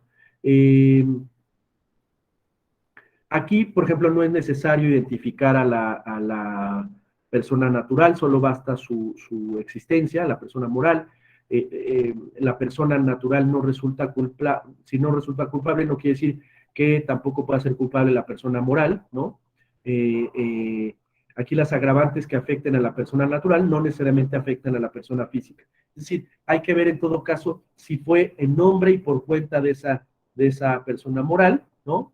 Por ejemplo, el pago de un impuesto, pues si se trata de los impuestos de esa persona moral, pues ahí justamente está repercutiendo y hay un actuante, hay quien paga los impuestos, quien hace la contabilidad, quien hace la declaración correspondiente y en ese sentido surgen estas sanciones. Aquí surge esa responsabilidad penal. Aquí las sanciones que hay son multa, disolución, suspensión, clausura, prohibición de actividades, intervención judicial, inhabilitación, ¿no? Para que entre, por ejemplo, en licitaciones públicas, ¿no? Seguido sabemos, si bien es el ámbito administrativo, puede también ser una sanción de tipo penal. Contratar también con la administración pública y acceder a los beneficios fiscales. Me detengo un poco en la disolución, ¿no? La disolución pues, es prácticamente la muerte para efectos del ámbito de una persona moral, ¿no? Es decir, es desaparecer, es desintegrarse. Puede eventualmente por venir, hay algunas regulaciones, por ejemplo, de este año, por ejemplo, en materia de miscelánea fiscal, en el tema de los beneficiarios controladores, ¿no? Es una nueva denominación dentro de las personas. Por ejemplo, la Escuela Libre de Derecho tiene que tener cuidado en eso, porque a veces una consecuencia desde el punto de vista no penal, pero sí de tipo administrativo fiscal, puede significar la disolución, ¿no? Ahí también quiero sacar a colación, para luego ir aterrizando ya en la siguiente sesión al tema propiamente de los partidos políticos, ¿no? Esta primera sesión es de un marco general, penal duro, digamos, para luego atribuir a las cuestiones penales ya de temas de partidos políticos, ¿no? O de asociaciones políticas, en fin. El tema que tiene que ver con la disolución. Y hay una sentencia importante, lo voy a poner aquí en el chat, no es que aquí no encuentro el chat. Les quiero compartir esta sentencia, que es, híjole, ya la perdí ahora. Déjenme encontrarla. No, no es esta. Es una disolución del tribunal. Aquí está. Es una sentencia del Supremo Tribunal. Del Supremo Tribunal de España, no confundir con el Tribunal Constitucional. En España se habla del Supremo y del Tribunal Constitucional, y es una facultad, miren, aquí está ¿cómo les pongo la liga? Es que es un PDF. Bueno, si no se los mando, voy a poner la liga a ver si pueden verla. Pero es un claro ejemplo que no es del ámbito penal, pero es un ejemplo de disolución y es algo que puede implementarse en el ámbito penal. Miren, es una sentencia, es como que cuando se baja el PDF, pero si no les llega, sí, no, más bien como que se guardó en mi computadora. Bueno, voy a también enviárselo en los materiales. Es una sentencia muy importante que tiene que ver con los partidos de Herri Batasuna, Euskal Herria-Tirok y Batasuna, que eran estos partidos políticos vinculados a la ETA del País Vasco, defendían y hacían apología del delito sobre acciones terroristas de ETA, ¿no? Y eran partidos políticos, ¿no? Que a la postre llegaban a cargos de elección popular y hacían pues, acciones que se reflejaban a favor de ello, ¿no? Entonces se estableció un procedimiento ad hoc de disolución de partidos políticos, ¿no? Esto como tema de las sanciones de disolución de partidos políticos. Les voy a enviar la sentencia, una sentencia muy larga. Previamente había sido estudiada por el Tribunal Constitucional sobre si no era una ley ad hoc, es decir, una ley dirigida específicamente. El Tribunal Constitucional no lo consideró así, porque era en abstracto, aunque pues sí, evidentemente estaba encaminado a pues desaparecer estos partidos políticos vinculados a la ETA. Y esto lo vamos a ver después a trasladarlo, si bien está previsto en un tema administrativo, ver el tema o la eventual configuración desde el punto de vista penal electoral de estos aspectos, ¿no? Pero esa sentencia, que me gustaría que la leyeran, que la analizaran, es un procedimiento, les digo, ad hoc, exclusivo del Supremo Tribunal, no del Tribunal Constitucional, donde es una serie de etapas que al final del día, de ser procedente ese juicio, es la disolución de un partido político. Así, aquí se consideró que hacer apología del delito por parte de estos partidos políticos a una organización terrorista que se dedicaba a poner bombas en una plaza pública donde muchas personas morían, donde quedaban con discapacidad, perdían alguna extremidad, una tragedia horrible, pues se consideró que había que disolver, ¿no? Hacer una disolución de esos partidos políticos. Entonces es una consecuencia que si bien no es propiamente del tipo penal, es más bien de un procedimiento administrativo constitucional, pues sí me parece que guarda similitud cuando hablamos de este tipo de sanciones, que puede ser la pena máxima, la pena de muerte de una persona moral, el hecho de que desaparezca como persona, como tal, ¿no? Entonces, bueno, le damos a la siguiente, por favor. Chile, por ejemplo, sigue un modelo, como veíamos, funcionalista, es decir, trata de ver hacia la organización de la empresa, donde busca establecer los tramos de responsabilidad, de dirección, supervisión, inspección, ¿no? Y es cuando se da esa responsabilidad de tipo penal. Existe autonomía de la responsabilidad penal de la persona jurídica con relación a la persona física. En ese sentido, esto se identifica con la otra teoría, la teoría de la identificación, ¿no? Donde las personas morales son como si fueran las personas morales. Esto, por ejemplo, en otros ámbitos el principio de identidad, permítanme volver un poco para hacer esa comparación, es cuando, por ejemplo, no desde el tipo penal, desde el ámbito penal, pero sí desde el ámbito administrativo, por ejemplo, se puede establecer o no una identificación de las personas físicas, de los dueños, con la empresa. Por ejemplo, esto pasa con Proceso, que tuvo que ver con el caso Gertz Manero, si bien no como responsabilidad de tipo penal, sí como responsabilidad a la persona moral. Por ejemplo, se decía que Julio Scherer, al ser uno de los herederos e integrante de un ámbito organizacional dentro de la revista Proceso, pues él decidía de qué hacía las investigaciones periodísticas o no. Después, bajo una teoría, por ejemplo, de la identidad, del principio de identidad, se diría, bueno, pues si Scherer cometió algún delito y tuvo que ver la revista o fue a través de la revista, pues se identifica. Y bajo la teoría funcionalista diría, no, a lo mejor Scherer es dueño y su padre fue fundador de la revista, pero él, como afirma decir, él no decide la línea editorial, ¿no? Si bien eso no puede ser, digamos, en el ámbito estrictamente penal, me refiero en el sentido que si cometiera un delito, ¿no? Y que se viera involucrada la revista Proceso, dependiendo de estas dos aproximaciones, podría identificarse más fácilmente o no esa responsabilidad penal a esa persona moral, en este caso Proceso, ¿no?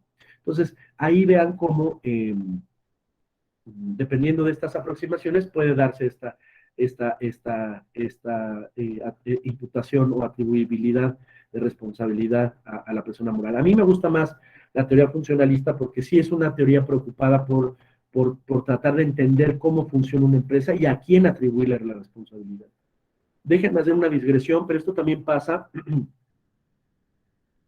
en los delitos, por ejemplo, pues macros, como de lesa humanidad, porque, por ejemplo, tuve la oportunidad de ir a conocer el Tribunal Penal para la ex Yugoslavia. Me tocó estar en una audiencia con Kardashic, este militar serbio que fue, bueno, primer ministro y que se le atribuía la famosa genocidio de Srebrenica. Ahí, por ejemplo, el ámbito penal internacional, por encontrar, digamos, categorías y coordenadas similares, trataban de distinguir tramos de responsabilidad. Es decir, obviamente un genocidio, pues no va a mandar un oficio, ¿verdad? Desde el primer ministro a su comandante en jefe de la zona y mátelos, ¿verdad? Como esa frase famosa de Porfirio Díaz de mátelos en caliente, se documentó esa frase periodísticamente, pero no vamos a encontrar un oficio. Entonces, la técnica del ámbito del penal internacional en materia de delitos de lesa humanidad, hay una serie de técnicas que buscan establecer el tramo de responsabilidad, es decir, a través de interrogatorios le preguntan a los militares cómo recibió la orden y quién le dio la orden, ¿no? Y es una manera de entramar, de tratar de preocuparse, de adentrarse en la manera de cómo pudo haber acontecido un hecho. Quiero aquí también referir algo que Michele Tarufo, que era un experto en temas de prueba, ¿no? De hechos, ¿no? De cómo entender una narrativa. Es decir, en estos tipos de cosas, en estas tragedias, desde lo más chiquito como un delito que puede estar involucrado en una empresa, hasta lo más grande como puede ser un delito de genocidio, siempre hay una narrativa. Una narrativa que más o menos logre explicar lo que pasó, que tenga una explicación de los hechos, y ahí es cuando podemos establecer una cierta responsabilidad de tipo penal. Les digo, ya lo más grande, ya son lo más pequeño. Michele Tarufo decía que la función del abogado tiene en buena medida la de una storyteller, la de un contador de historias. Siempre en un caso de la Suprema Corte, como el que vimos de Alejandra Cuevas, como estos ejemplos que estamos mostrando para explicar las diferentes teorías, hay una narrativa, hay una historia que contar y hay unos hechos que analizar, entender, tenerlos por acontecidos, por comprobados o porque los dichos sobre esos hechos se pueden comprobar, y a partir de ahí se puede establecer una serie de elementos probatorios en ese contexto, ¿no? Entonces a mí me parece muy interesante, ¿no? Cómo entender estas nociones que provienen más del ámbito de la teoría de la prueba, incorporarlo a esta discusión que estamos hablando de la responsabilidad penal de una persona moral. Me parece que eso es fundamental, eso es muy importante, que tiene que explicarse de alguna manera, ¿no? Vean que en el modelo de Chile, que decía es un modelo funcionalista, es decir, que se preocupa por los tramos de la organización interna de la empresa, justamente habla de eh, de la supervisión, de la organización y de la inspección, ¿no? De ahí que este modelo haya un énfasis especial en la prevención del delito. Justamente la medida que tú protejas a tu empresa y que existe esto que se conoce como el compliance, ¿no? O que se conoce como el compliance officer, es decir, alguien que se encuentre permanentemente vigilado que no se incumplan determinadas normas. Y antes de que se cometa un delito, pues se prevean, oye, debes de tener extintores, somos una empresa que produce productos flameables o manejamos productos flameables, pues hay que tener que las paredes con las que esté hecho deben de tener ciertas características y tener un extintor cada 5 metros, en fin, ¿no? ¿Qué dicen los protocolos? ¿Qué dice la regulación de protección civil en esta materia? Hay una regulación en concreto en México, en Chile, en España, pues debe de atenderse como tal. Y es por eso que hoy, de hace algunos años, ha crecido la llamada Compliance Office, ¿no? Y un despacho de abogados ofrece este servicio, ¿no?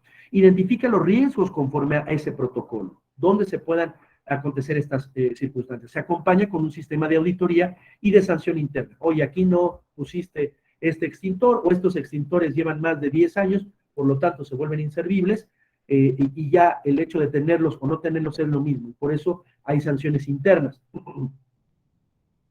De alguna manera, lo que sucede en el partido Querétaro Atlas con estas sanciones internas, pues es lo que acontece.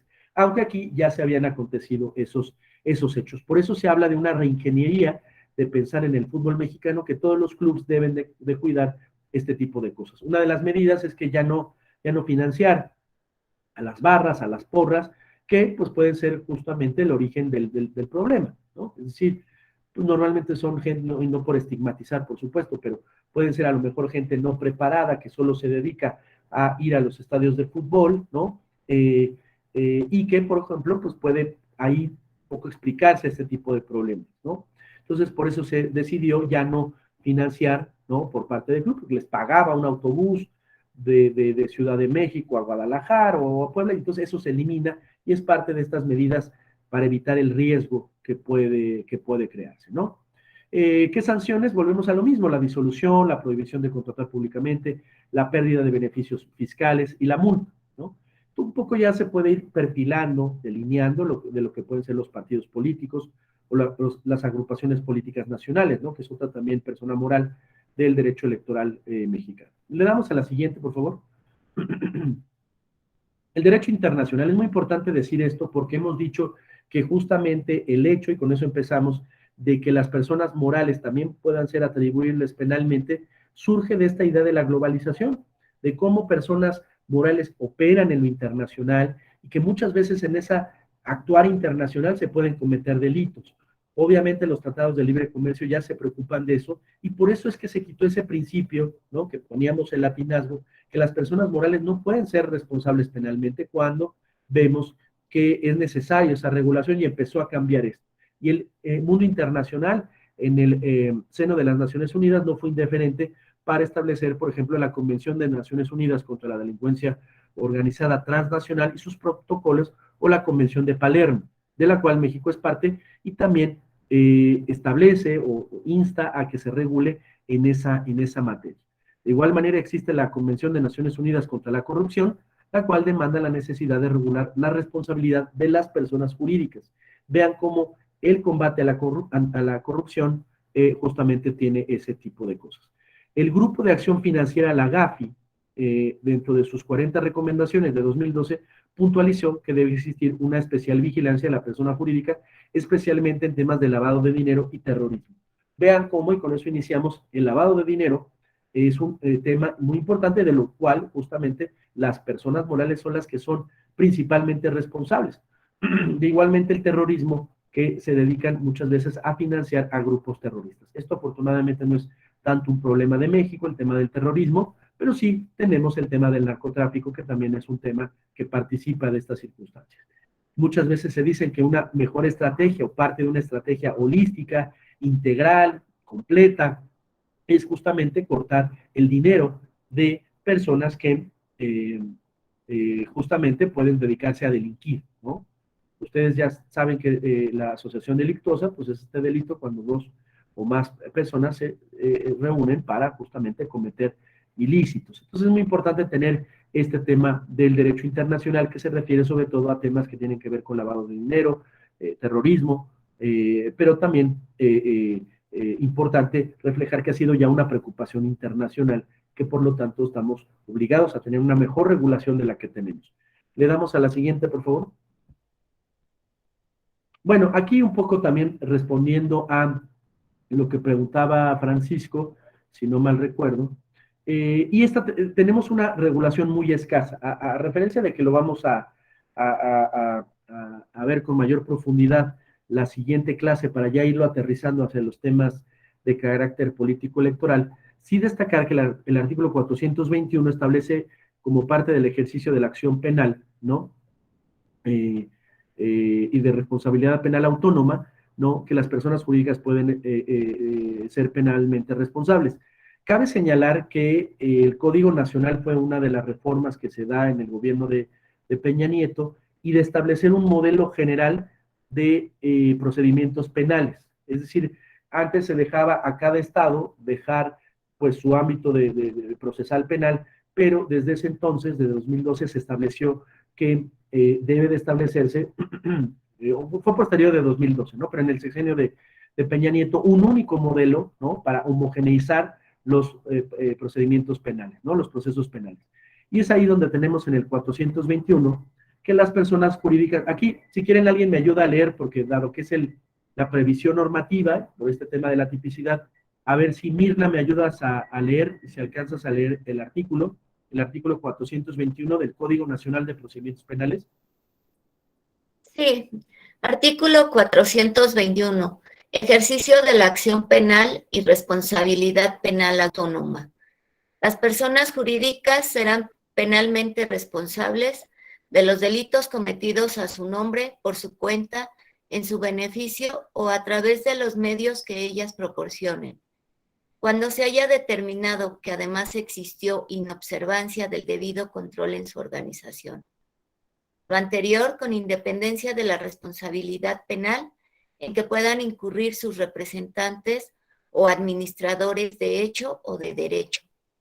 El Ministerio Público podrá ejercer la acción penal en contra de las personas jurídicas, con excepción de las instituciones estatales, independientemente de la acción penal que pudiera ejercer contra las personas físicas involucradas en el delito cometido.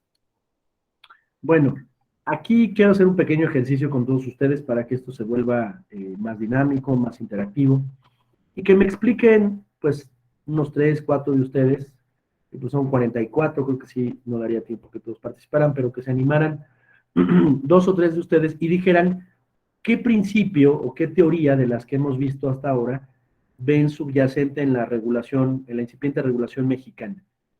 ¿Quién se anima?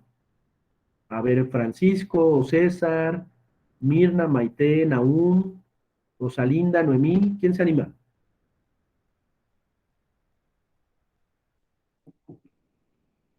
Si quieren, léanlo, hagan una lectura cada quien de ustedes, un minutito, porque lo que quiero que me digan, y que me digan por qué, evidentemente, ¿no?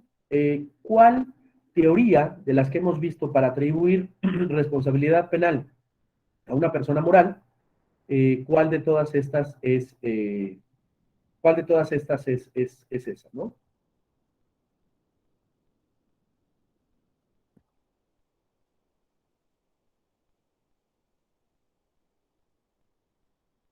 A ver, Francisco, ¿qué te suena?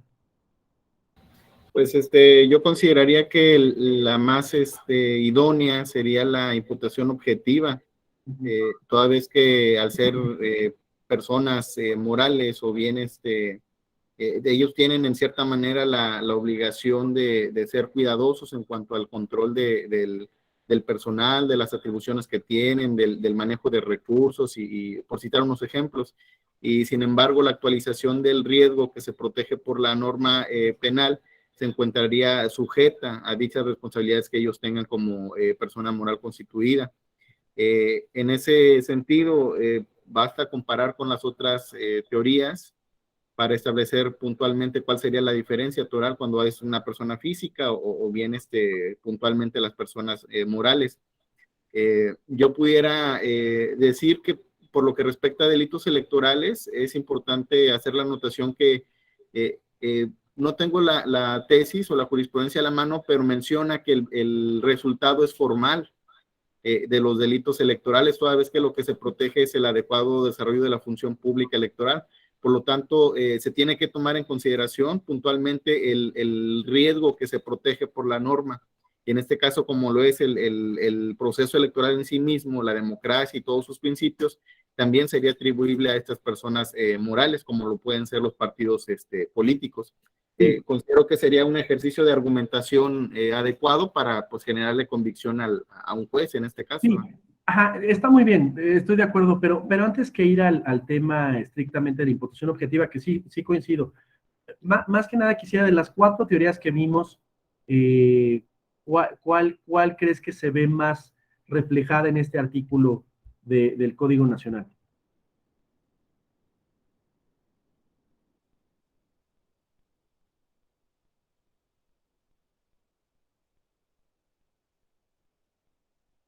Pues considero que es el de funcionalidad. Exacto, muy bien. ¿Por qué? Porque, bueno, la teoría funcionalista involucra esos elementos que particularmente estamos trayendo a colación. De manera comparada con las otras teorías, pues considero yo que es la que más se acerca sí, se ajusta a ese tema. Sí. ¿Por qué la de identidad no? ¿Por qué la de la identidad no? ¿Quién se anima? Ah, Boris tiene la mano levantada. Adelante, Boris. Buenos días, doctor. No era para comentar lo mismo que comentó mi compañero Francisco, solo que me ganó el comentario. Entonces, Bueno, pero tú puedes abundar un poquito.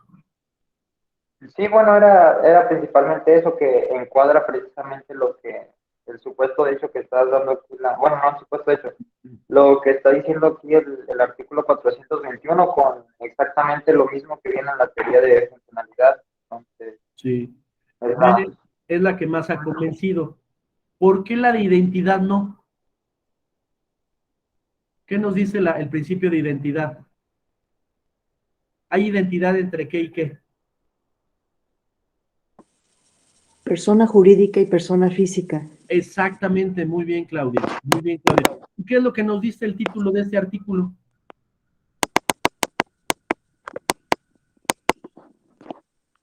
¿Qué nos dice ahí, Claudia? ¿Lo puedes ver? Muy buen comentario el tuyo, pero un poquito abundante. Procedimiento para personas jurídicas. ¿Cómo? Procedimiento para personas jurídicas, ejercicio de la acción penal y responsabilidad penal autónoma. Autónoma, responsabilidad penal autónoma. ¿Y luego qué dice al final del artículo? Ministerio Público podrá ejercer la acción penal en contra de las personas jurídicas, con excepción de las instituciones estatales, independientemente de la acción penal que pudiera ejercer contra las personas físicas involucradas en el delito cometido. No puede ser la teoría del principio de identidad, porque justamente aquí está separado, ¿no? Sin perjuicio que incluso las personas físicas puedan haber ocurrido. También lo dice el final del último párrafo, ¿no? Lo anterior con independencia de la responsabilidad penal que puedan incurrir cada uno de sus representantes y administradores de hecho o de derecho. Vean cómo ahí justamente se busca establecer este tipo de circunstancias donde justamente se establece esta circunstancia, ¿no? Entonces, vean cómo, pues de alguna manera, México retoma, aunque es una regulación incipiente, no es tan vasta esta regulación, ¿no? Pero tenemos este artículo 421, ¿no? Que establece una serie de artículos, ¿no? Por ejemplo, ya no quise transcribir aquí todas las normas, pero qué flojera, pero sí se establecen, por ejemplo, las consecuencias jurídicas en el Código Nacional de Procedimientos Penales, cuáles pueden ser objeto: sanción pecuniaria, decomiso, publicación de la sentencia, disolución, la pena de muerte de una persona moral, y las demás que expresen, determinen las leyes penales conforme a los principios establecidos en este artículo, ¿no? De igual manera establece un criterio de individualización de la sanción para las personas morales, y también puede haber una serie de consecuencias de personas jurídicas con o sin personalidad jurídica, que pueden rayar desde la suspensión de actividades, clausura, prohibición de realizar actos futuros de sus actividades, la comisión de ciertos delitos que hayan participado, inhabilitación temporal consistente en la suspensión de derechos para participar de manera directa. Esto de alguna manera pues empieza a contagiar al ámbito electoral, ¿no? Con estas propuestas de no disolución de un partido político, pero sí de suspenderlo un rato, o suspenderle, por ejemplo, el acceso a radio y televisión, por ejemplo, ¿no? Alguna prerrogativa. También puede ser la intervención judicial o incluso la amonestación. Propiamente ahí viene todo el proceso y la regulación de la formulación de la imputación y la vinculación a proceso, y las formas de terminación anticipada también, ¿no? Por ejemplo, hay una fórmula anticipada en el Código Nacional que dice que durante el proceso para determinar la responsabilidad penal de las personas jurídicas referidas, se refieren también a aplicar soluciones alternas y las formas anticipadas de terminación de un proceso. Muchas veces, y esto es una apuesta también de la dogmática penal, de la pragmática penal, y también de otros ámbitos, de llegar a la solución, a los medios alternativos de solución de conflictos, ¿no? Entonces, vean, hay una regulación incipiente, ¿no? Pero sí la tenemos prevista en el artículo 421 del Código Nacional de Procedimientos Penales, y que en todo caso remite a las sanciones que eventualmente puedan tener cada uno de los integrantes de esta sanción. Veamos algunos ejemplos de otros delitos. Le damos a la siguiente, donde eventualmente por la categoría de la categoría corporativa de estas personas jurídicas, pues pueden incurrir en este tipo de cuestiones, ¿no? Por ejemplo, no se extinguirá la responsabilidad penal de las personas jurídicas cuando se transformen, fusionen, absorban o escindan. En estos casos, el traslado de la pena podrá graduarse atendiendo a la relación que guarde con la persona jurídica anterior.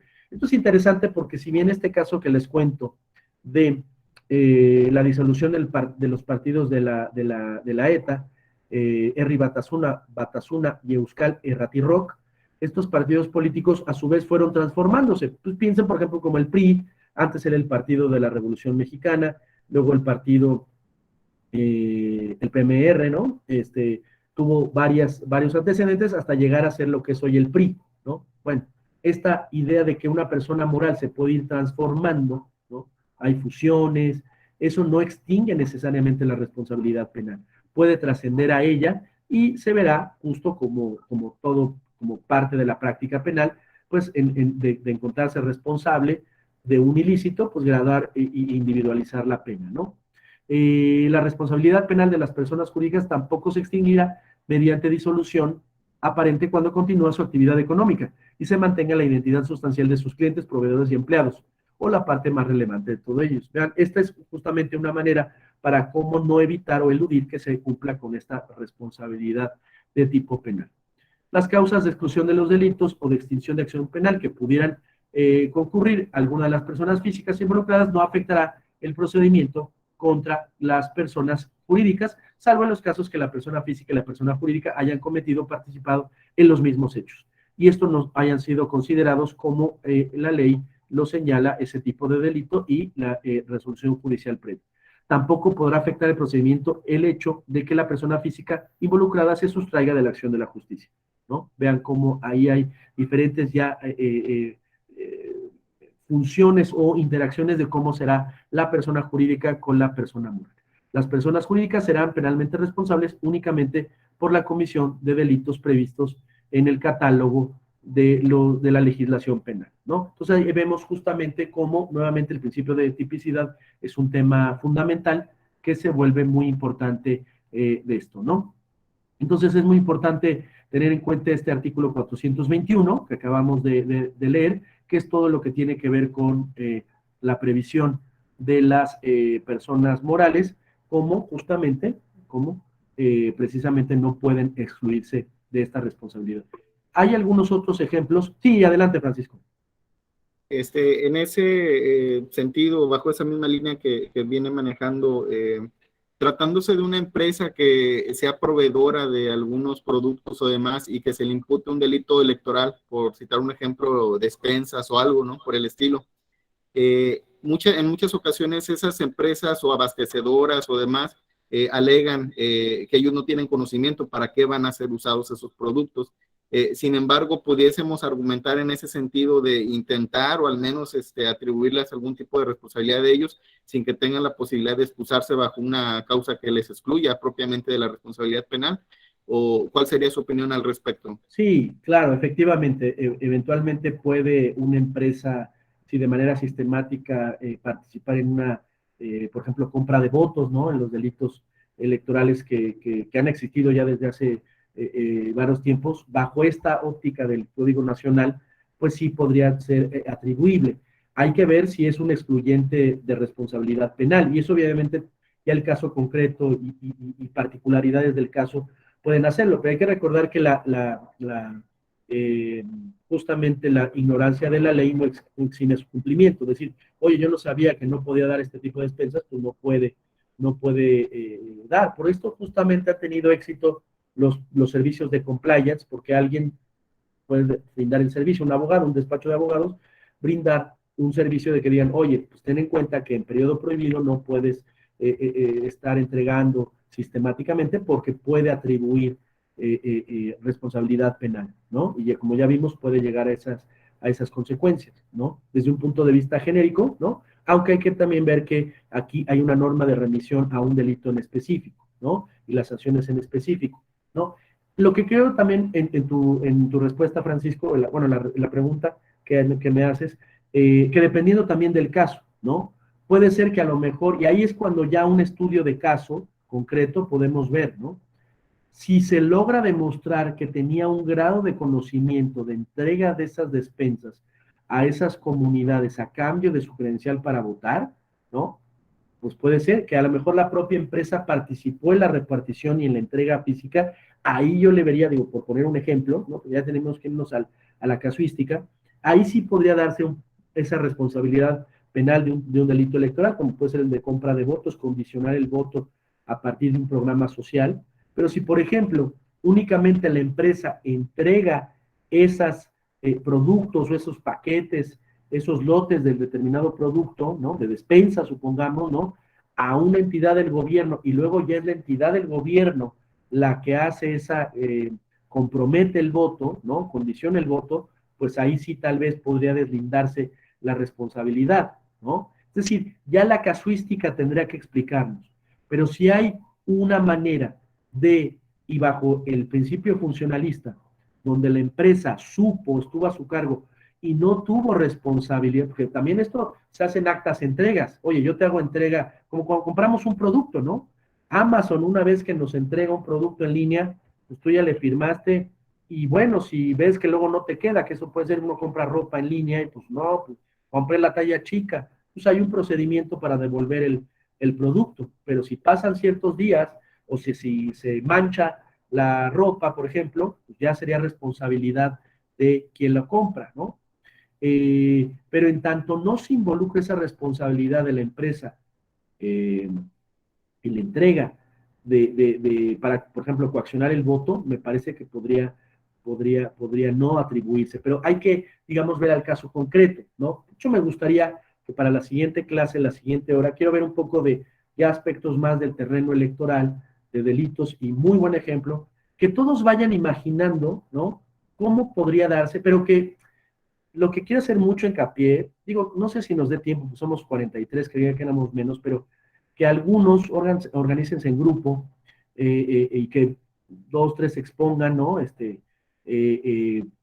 Un ejemplo de cómo podría atribuirse, pero que no sea nada más como plática de café, sino que traten de los conceptos que aquí se utilizan, ¿no? Los artículos que se citan, un determinado delito, ¿no? Que hay, poder verlo, ¿no? Vamos a ver la siguiente clase algunos delitos electorales, un poco cómo es la estructura, cómo es la culpa invigilando en la materia administrativa electoral, cómo toda esta teoría, esta doctrina judicial del Tribunal Electoral sobre el jus puniendi, cómo participa el derecho administrativo sancionador y el derecho penal de una misma naturaleza, y cómo creo podemos evolucionar a un mejoramiento propiamente del derecho penal electoral, ¿no? Entonces también buscaremos algunas referencias internacionales, mencionaremos también estos casos del Tribunal Europeo de los partidos Refa Partisi y los partidos de la prosperidad de Turquía, de cómo, muy parecido al caso español, cometían vinculaciones a el tema, digamos, de organizaciones terroristas y cómo al final terminan disueltos, no por la vía penal, pero sí por la vía constitucional. Pero cómo podemos abrevar de categorías de diferentes ramas a algo que sería una preocupación estrictamente del derecho penal electoral. Bueno, miren, ya son las 9:54, si les parece lo dejamos hasta aquí y ya nos ponemos de acuerdo ahí con los organizadores del diplomado para poder continuar en ello. Nos faltaron algunas laminitas que quiero de algunos delitos que son propios de las organizaciones corporativas, fraude genérico, que me gustaría también revisáramos y nos dará muy buen tiempo para la siguiente clase. Pues les agradezco enormemente, espero que haya sido de utilidad esto y pues gracias por su atención, por sus preguntas bastante atinadas. Gracias, buen día. Hasta luego. Buen día. Muchas Gracias. Gracias, doctor. Buen día. Muchas gracias Buen día. a todos. Muchas gracias. Muchas gracias, hasta luego.